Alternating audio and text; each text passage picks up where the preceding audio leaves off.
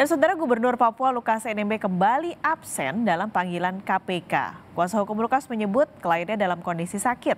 Presiden Joko Widodo meminta semua pihak menghormati proses hukum, termasuk menghormati panggilan KPK. Presiden pun menegaskan semua warga negara sama di mata hukum.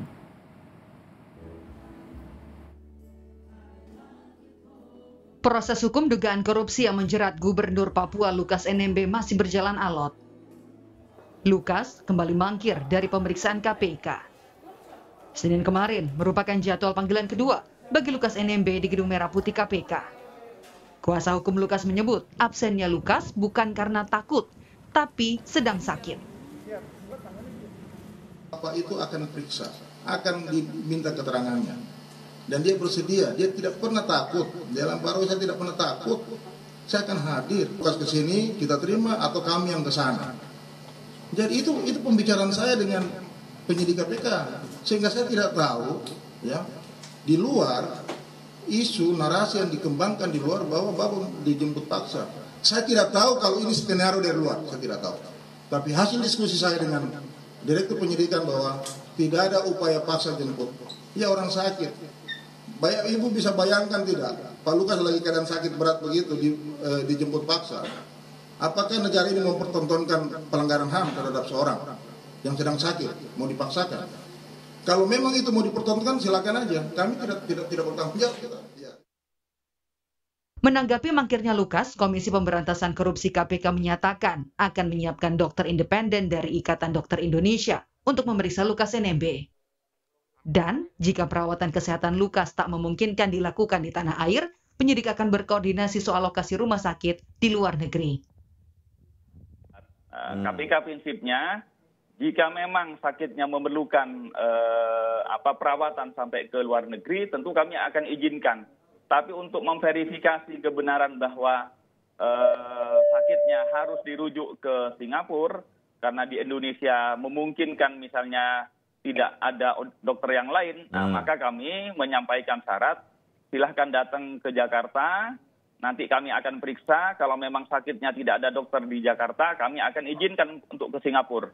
Tapi sepanjang dokter di Indonesia masih mampu, saya kira tidak perlu ke Singapura. Dan itu sudah kami sampaikan, dan untuk kemudian memberikan objektivitas penilaian tentang kesehatan yang bersangkutan, nanti penilaiannya akan kami periksa menggunakan dokter dari ID, tidak hanya dari KPK.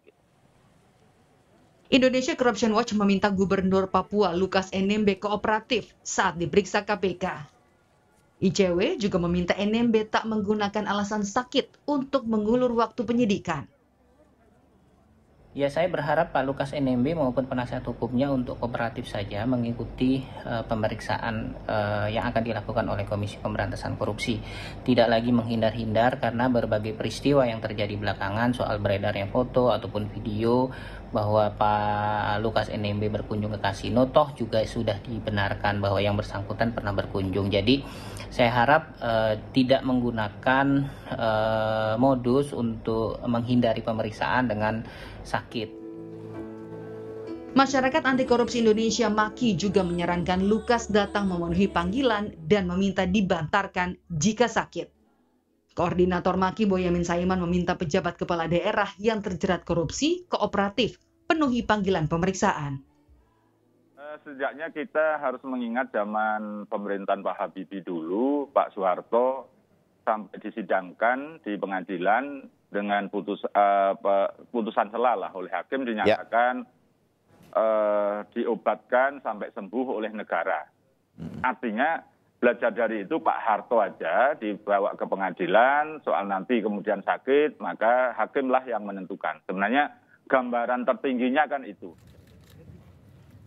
Alotnya proses hukum di KPK dengan tersangka Lukas membuat Presiden Joko Widodo angkat bicara. Jokowi meminta Lukas menghormati proses hukum yang sedang berjalan. Saya kira proses hukum yang ada di KPK semuanya harus menghormati. Semua sama di mata hukum. Dan saya sudah sampaikan juga agar semuanya menghormati panggilan dari KPK, menghormati proses hukum yang ada di KPK. Semuanya.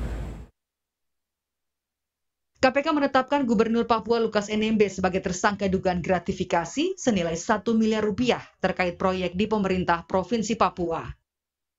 Pusat Pelaporan dan Analisis Transaksi Keuangan PPATK juga membongkar setoran tunai yang dilakukan Lukas untuk judi di kasino senilai 560 miliar rupiah. Hal itu dikuatkan oleh Masyarakat Anti Korupsi Indonesia atau MAKI yang membeberkan data foto Lukas yang diduga bermain judi di luar negeri, diantaranya di Filipina, Singapura, dan Malaysia. Tim Liputan, Kompas TV.